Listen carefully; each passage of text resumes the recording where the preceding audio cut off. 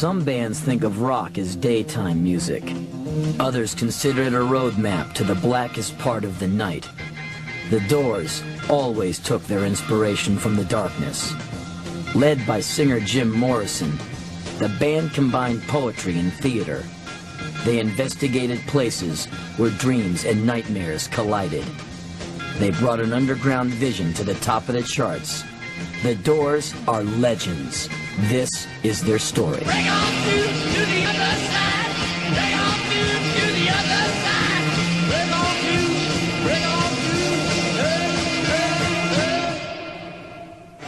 to. During the early 1960s, California was a hotbed of rock and roll. The Beach Boys set the tone for a lifestyle of fun, fun, fun.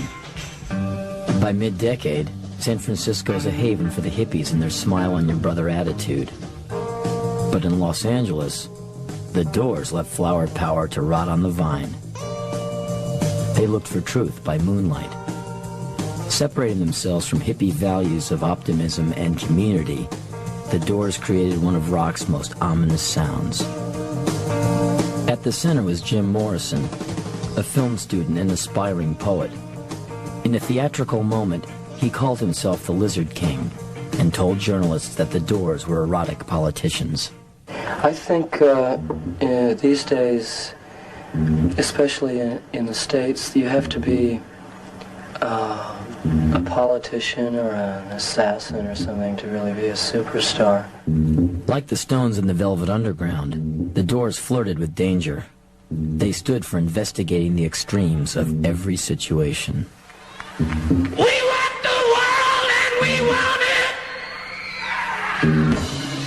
now. Right, Mama?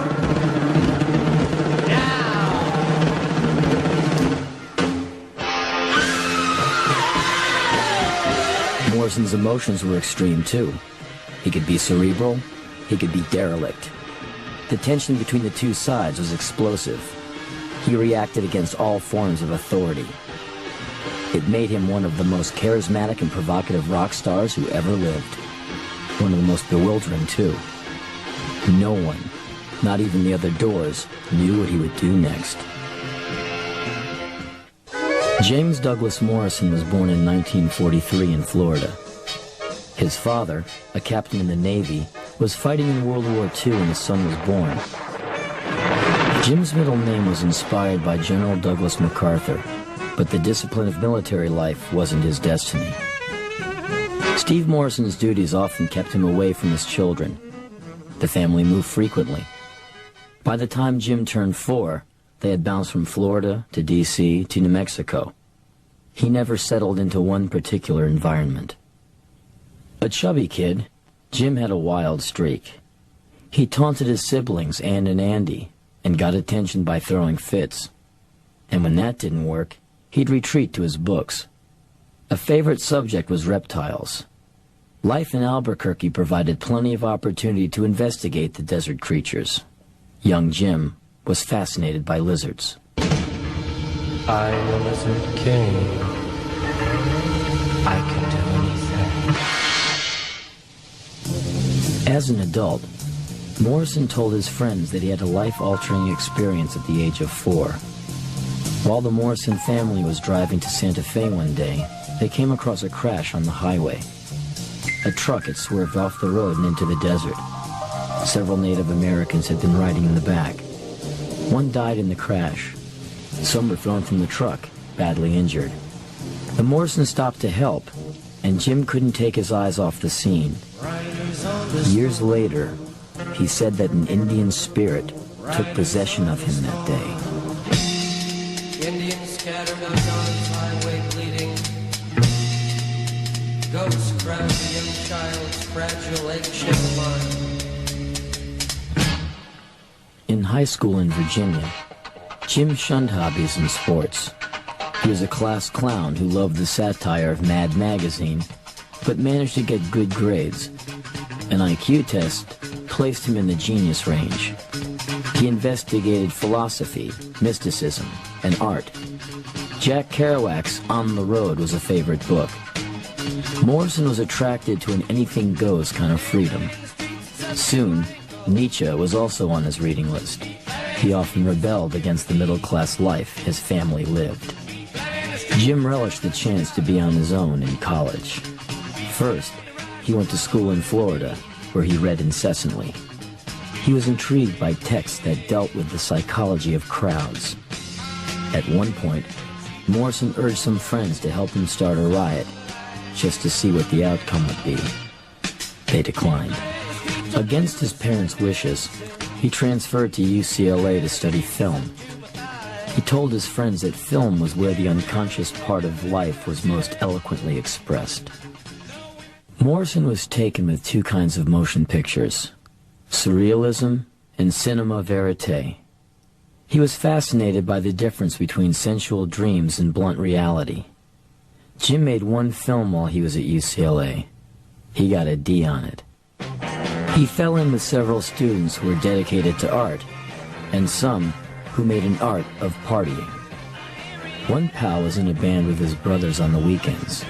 His name was Ray Manzarek. Ray liked Jim. He thought Morrison was witty, devilish, and smart. Manzarek's group, Rick and the Ravens, was a bar band. They did tunes like Louie Louie, and they'd invite fellow students up on stage to sing along. One night at a local bar, Jim joined too, but he was shy and didn't do much more than shake a tambourine. After graduation, Morrison took an apartment in LA's bohemian neighborhood, Venice Beach. There he read the poems of Rimbaud and wrote his own verse. He told one friend he wanted to start a band. "I never went to concerts," he said, "but I heard in my head a band and singing in an audience." He slept on rooftops near the ocean. He crashed at friends' houses. Morrison was living the poet's life. The afternoon he bumped into Ray Manzarek on the beach changed both of their lives. School was finished, we had nothing to do, and Jim was going to New York, I was going to stay in Los Angeles, and about a month into the summer vacation, who comes walking down the beach but Jim Morrison?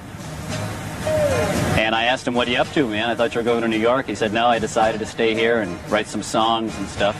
I said, "Well, go ahead, sing one of the songs." And then he did Moonlight Drive, and I thought the words are just amazing. Let's swim to the moon.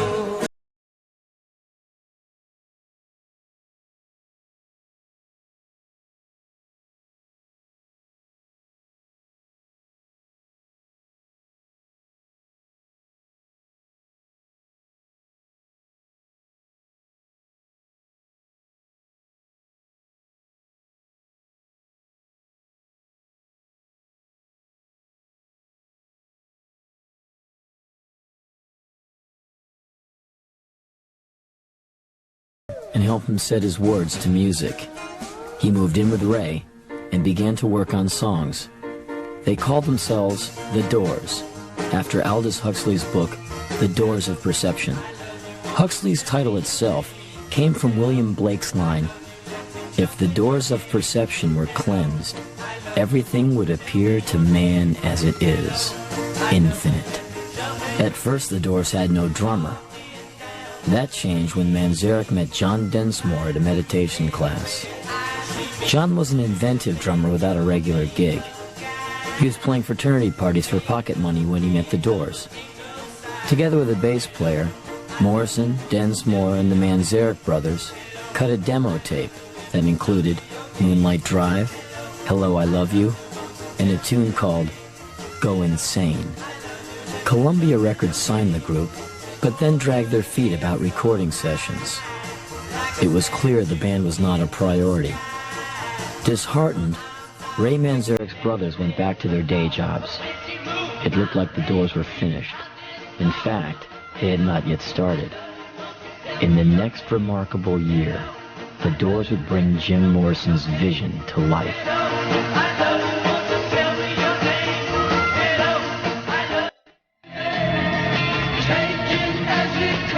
Jim Morrison, Ray Manzarek, and John Densmore wanted to keep the Doors together, but they had lost two members and were getting no support from the record company.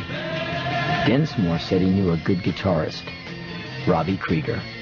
When I first heard about the Doors, John Dinsmore, who I'd known in school, was telling me about this group that he was in called the Doors, and they had this wild, crazy guy, Jim Morrison, who was going to be the lead singer, even though he couldn't sing at the time.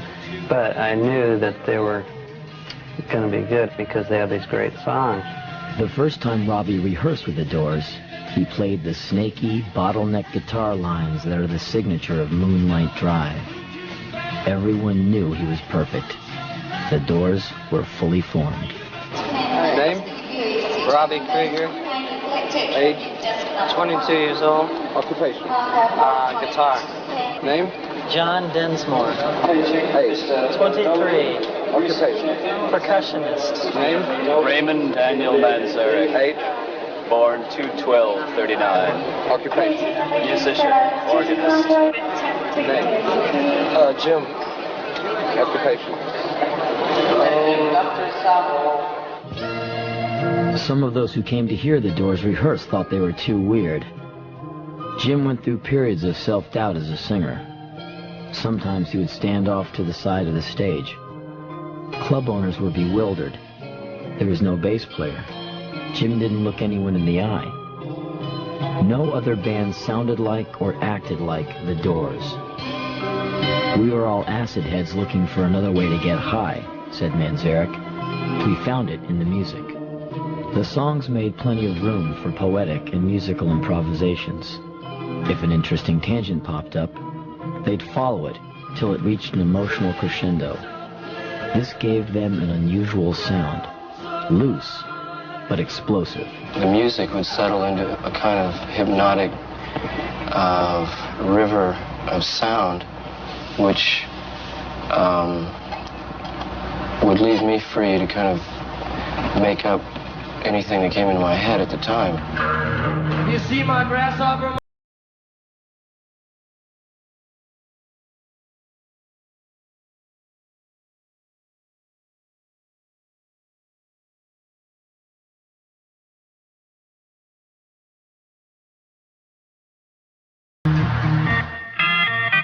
At first, the Doors were considered outsiders on the LA scene, but finally, they got a gig at a cheesy Hollywood club called the London Fog. Jim grew more confident on stage, and his singing improved. His blend of insolence and vulnerability seduced many listeners. Before long, the Doors became the house band at the prestigious Whiskey A Go-Go. Jim's improvised passages included lots of sexual innuendo. Often stoned, he'd hurl himself around stage, writhing with the rhythms. Other times, he remained motionless, with his head hung, whispering into the mic. The other Doors reacted to Jim's moves musically. It was a far cry from the bounciness of other LA bands, like Buffalo Springfield or the Byrds. The mood I get from most of it is kind of a heavy, kind of a sort of gloomy feeling, you know, like of someone not quite at home, or you know, or not quite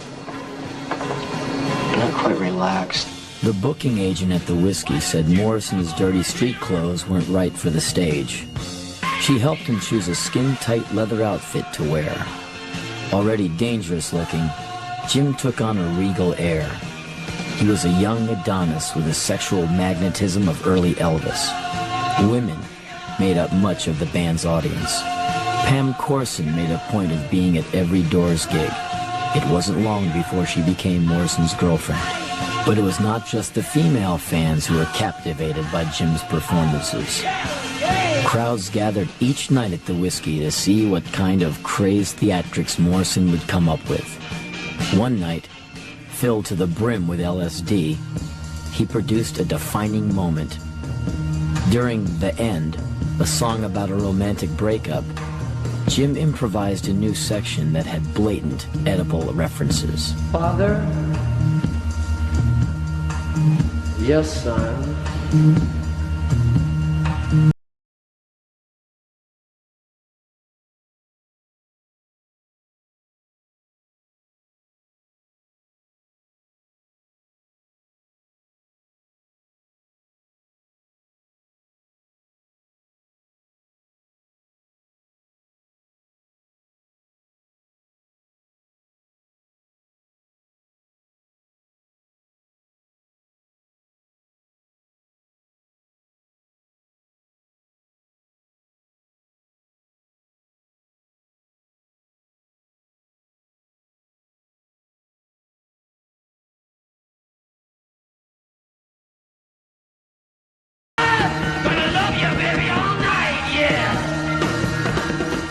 Doors were fired as soon as they left the stage, but the Sunset Strip buzzed about their performance for weeks.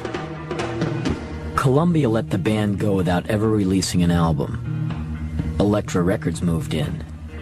In September of '66, Morrison, Manzarek, Krieger, and Densmore went into the studio with producer Paul Rothchild. Manzarek called the creative process a sort of a seance. The result was one of rock's most electrifying albums. One of the most eerie, too. The first time the Doors tried to capture the end in the studio, it didn't work. Jim was tripping, and the focus wasn't there. A few days later, Morrison felt more secure. With all the studio lights off and a single candle burning, the Doors got the take they wanted. 11 minutes long, the end was a testimony to brutal self-examination. It was full of anger, mystery, and destruction. The Doors had captured their essence on tape. Later that night, when the studio was closed, Morrison returned, broke in, and sprayed a fire extinguisher all over the room where he had sung.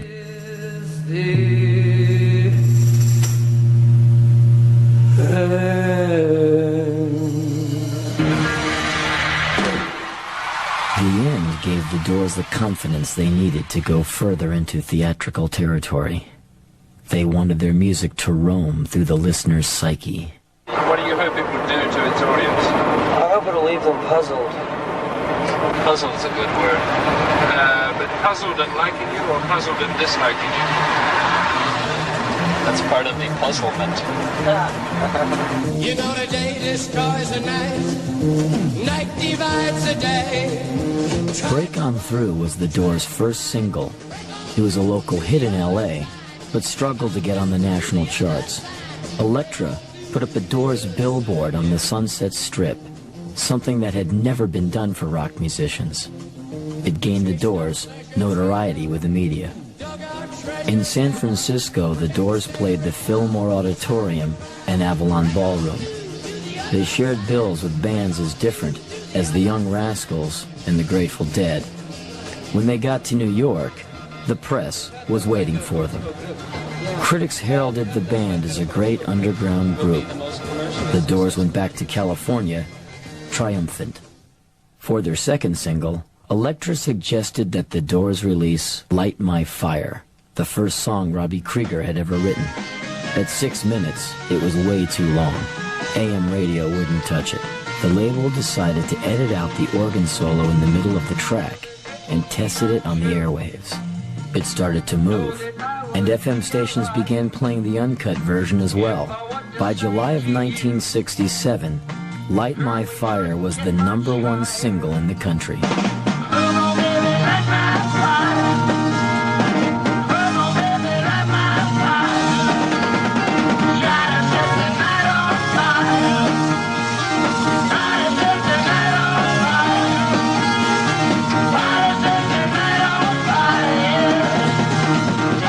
In a matter of weeks, the Doors were rock stars.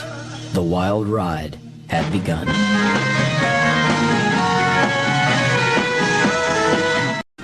Just lying under the beds of lawful couples wound in sheets and daughters, smug with semen, eyes in their nipples.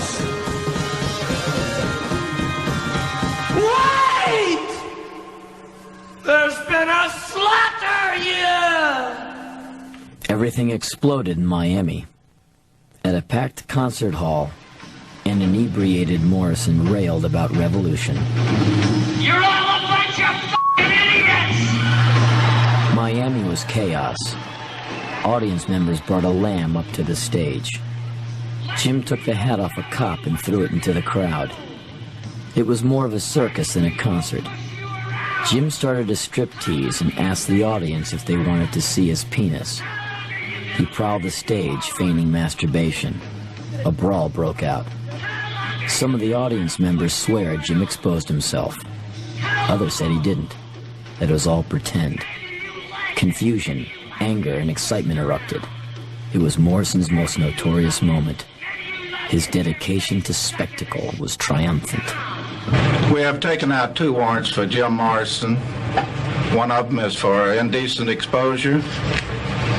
The other is for the use of obscene languages during his performance at Dinner Key Saturday night. Morrison turned himself in to the authorities when he got back to L.A. He was charged with a felony. 16 states banned the group from ever appearing again, and in Miami, a conservative group staged a decency rally. The Doors are out to make their own scene. It was a bad scene, and like I say, it was completely unwarranted. And I just want to know if anyone has the courage enough to stand up and do something about the trash that's being brought into Miami. I've heard that the Doors, they got kicked out of other places because of the riots and their indecent exposure and their talking, and I feel that we have to do something about this. This is real disgusting. I mean, my children, when I grow up and have children, do I want them in an environment like this? I mean, is this progress, or are we decaying in a way? In the months following Miami, Jim's constant drinking made him look heavy. He wore a thick beard and sunglasses. The counterculture sex symbol was turning into a haunted recluse. Jim was disorderly conduct in Phoenix after some obnoxious behavior on a plane flight. The charges were dropped when it turned out the stewardess had mistaken one of Jim's rowdy pals for Morrison. Jim's bad reputation was overshadowing the music. As work started on Morrison Hotel, some of the press began calling Jim a has-been. The felony charges were hanging over his head. Jim mumbled to the other Doors that he was having a nervous breakdown. He was 26 years old.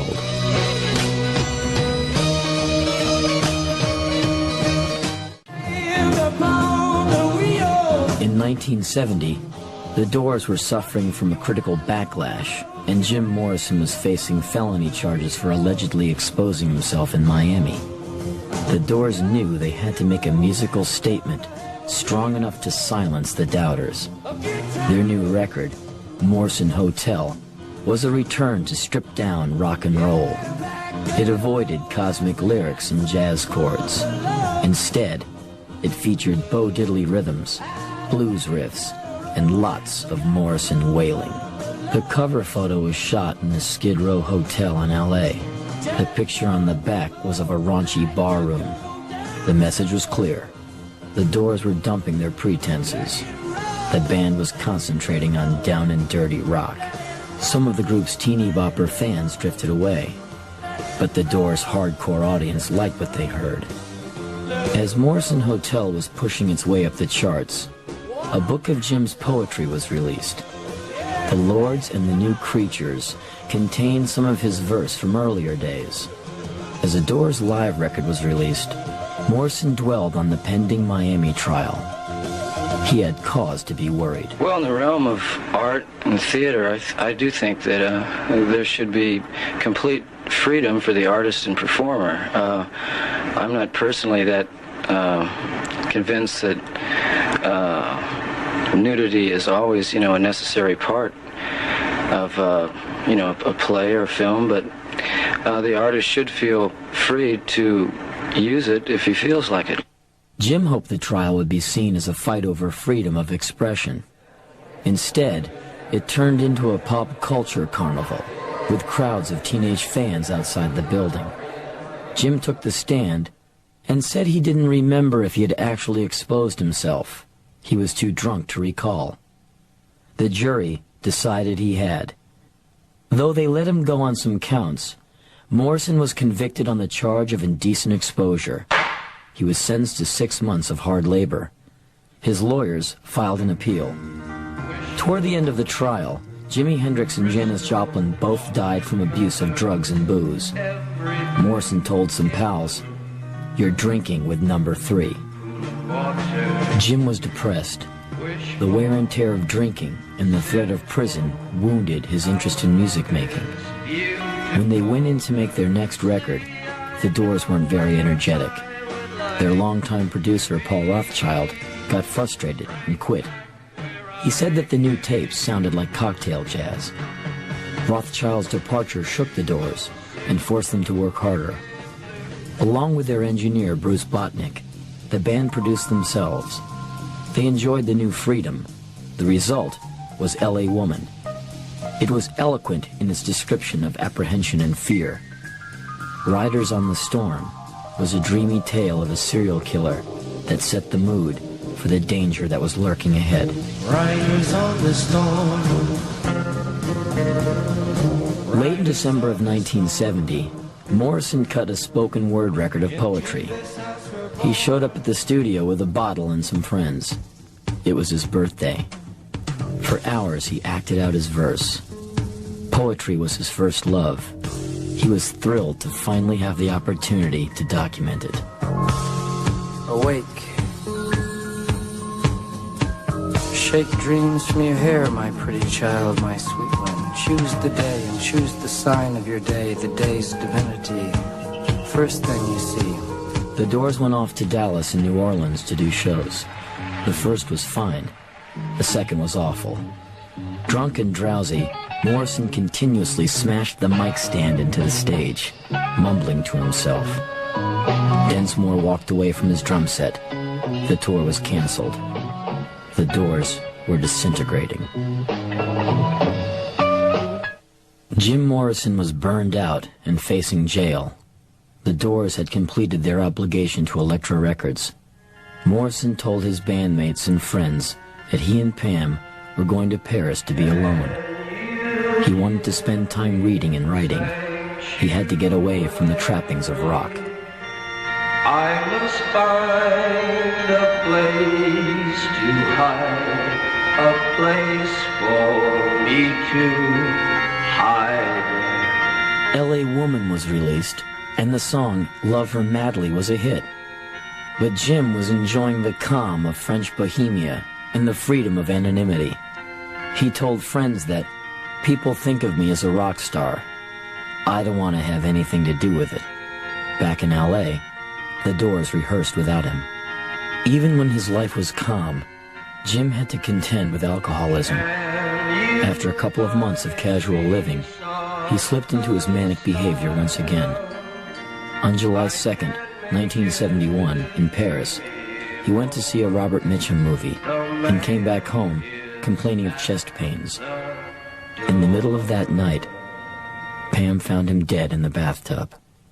Only Pam and the doctor who signed the death certificate ever saw Jim Morrison's body. There was no autopsy. That prompted endless speculation. Did Morrison fake his death and disappear to get away from the courts and the spotlight? Did he buy heroin from a French dealer and OD? The rumors were wild and varied. He was already an international star. Death would make Jim Morrison a legend.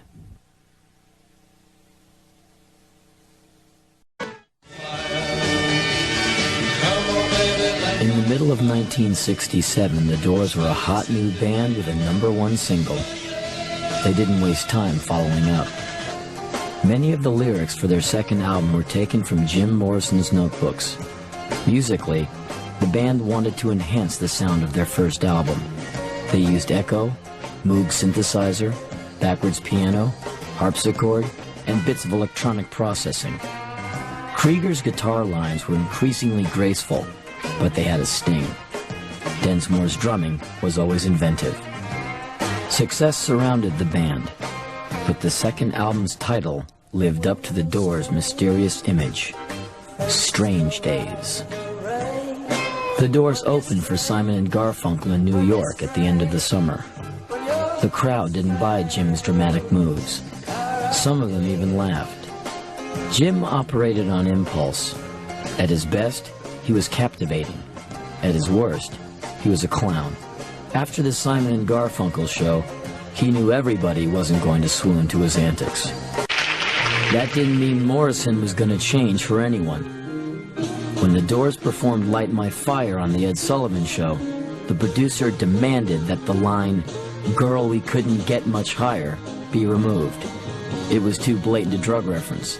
In the dressing room, the Doors agreed, but on stage, Jim sang the original line. That was their last Sullivan appearance. On stage and off, Morrison's mischief was becoming obnoxious. Drunk and stoned one night, he tried to rip apart the apartment of Electra's president. He and Pam began to have heated squabbles, too.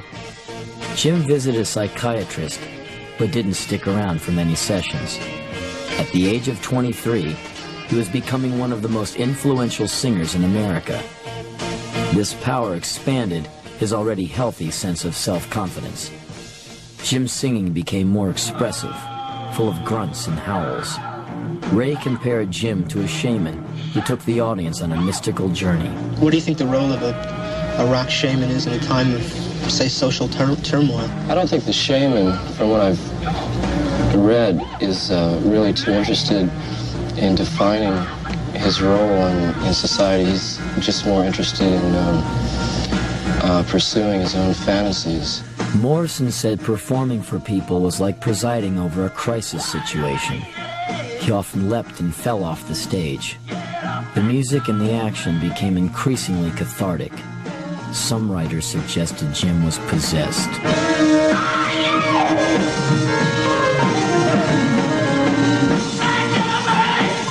In New Haven, Connecticut, Morrison demonstrated his defiance.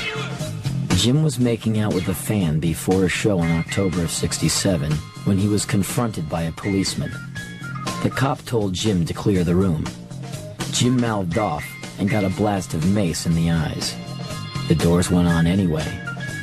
During one song, Jim began telling the audience what had happened backstage and was viciously teasing the police.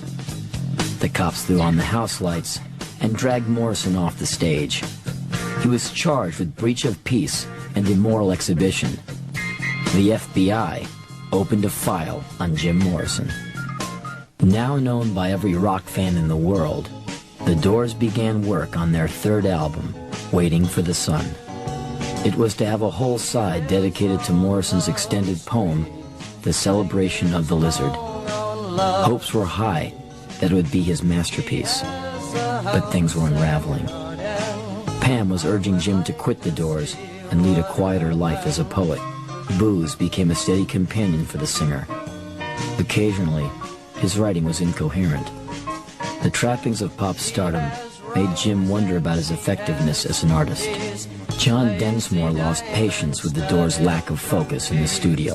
One night in the studio, I said, "That's it, goodbye, F you," to the whole band, and I left. And I came back the next day because I couldn't give up my art. But that was my way of saying, we got to stop this, destruction. Densmore's action sent a message to the others. Jim was veering out of control. The band hired a bodyguard to keep him away from whiskey. Well, show me the way to the next whiskey bar. Keeping Morrison straight was impossible. The Doors became increasingly frustrated with working on Celebration of the Lizard. The piece didn't hold up. The friction between young protesters and the government over the war in Vietnam was at its zenith. The Doors released the highly theatrical song, The Unknown Soldier. They also produced a promotional film for the track. At the end of it, Morrison mimed being shot dead, a martyr. Some radio stations played the song, but many thought it was too controversial or just too strange to be commercial. Do you think you're a political group? The music can't help but reflecting things that are happening around it.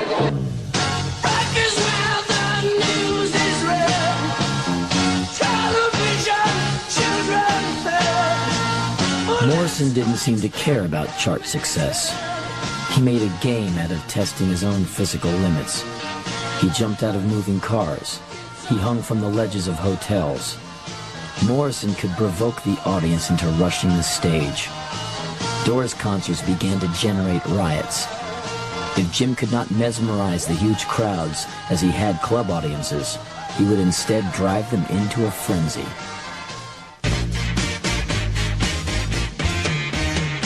Hello, I love you, won't you tell me your name? Hello, I love you, let me jump in your game. The Doors hadn't had a hit song in the year since Light My Fire. They released Hello, I Love You in June of '68. It was their second #1, but its simplicity caused many fans to wonder about the band's direction. In all honesty, Hello, I Love You was released because we felt it had the best chance on the top 40 charts. Waiting for the Sun came out a few weeks later and went gold quickly. The only thing saved from Celebration of the Lizard was a 4-minute song called Not to Touch the Earth. It contained the line, I am the Lizard King. I can do anything. Jim's myth continued to grow. Ladies and gentlemen, from Los Angeles, California, The Doors! Concert venues began getting bigger, but the Hollywood Bowl and Madison Square Garden didn't supply the kind of intimacy the Doors were used to. And of course, they were expected to play their hits. That kind of formula was at odds with their roots in improvisation. In the early days, the band made up its tunes as it went along. Now they felt a commitment to give the audience what it came for. Morrison began scripting some of his stage falls, a showbiz move. Teeny boppers filled the shows, and Morrison believed they were missing the depth of his lyrics. He was frustrated. One day Jim announced he was quitting. Ray talked him into staying for another 6 months. You definitely generate an atmosphere or a mood which might be characterized as rebellion, chaos, disorder, and activity that appears to have no meaning. On stage, Morrison's sexual overtones became more and more graphic. Local police began to monitor the Doors shows for indecent or illegal activity. There was a shoving match in Phoenix as fans rushed the stage after Morrison had taunted the audience. No matter how hot it got, Morrison couldn't resist fueling the fire. Come on, come on, come on, come on, now touch me, babe. Can't you see that I am not afraid? For their next single, the Doors added an orchestra. Touch Me had a Las Vegas tinge to it. At the LA Forum, with the orchestra in tow, the band didn't go over. Morrison asked the crowd what they wanted. Light my fire, they roared. Celebration of the Lizard is what they got. With the death of Jim Morrison, the future of the Doors was uncertain. After much internal debate, Ray Manzarek, Robbie Krieger, and John Densmore decided to continue as a trio. They released 2 records after Morrison's death. Ray sang most of the songs.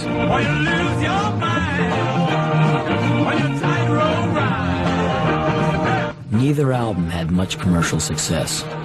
They split up in 1973.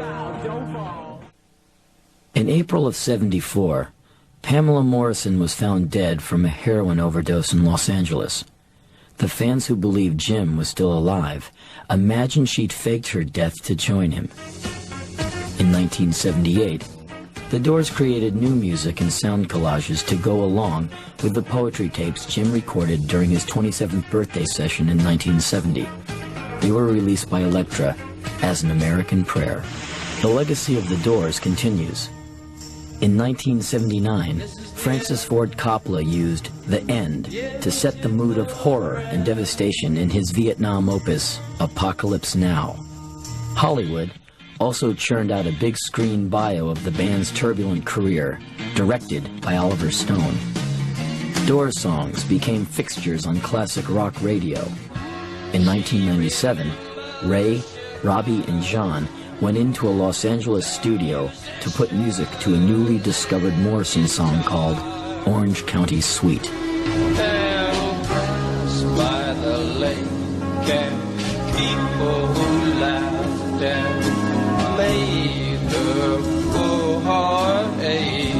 I'm very pleased with the music. Very proud to have made the music with Densmore, Krieger, and Morrison. And those guys they were great to work with, and I think we captured something, captured a moment in time, and captured also a timeless moment that'll perhaps live on into eternity. Always a friend of mayhem, the Doors interfered with the status quo at every opportunity. There are many rock fans who believe that's exactly what the music should do. Entranced by the hostility of modern life, Jim Morrison used hysteria and literature as a springboard into salvation. During the fevered years from 1967 to 1970, the Doors made some of rock's most eternally disturbing music. For those who were there and were awake, the music of the Doors will always summon a passionate, dangerous era. For those too young to know how the songs felt when they were new, the Doors offer a glimpse into the emotional complexities of a time too often reduced to nostalgic simplicities. The Doors represent the 60s dichotomies of artistic ambition and rampant hedonism, flower power and anarchy, peace and violence, LSD and Jack Daniels. They were the antidote that contained the disease. They paid a terrible price for going into the unexplored regions, but they brought back incredible stories.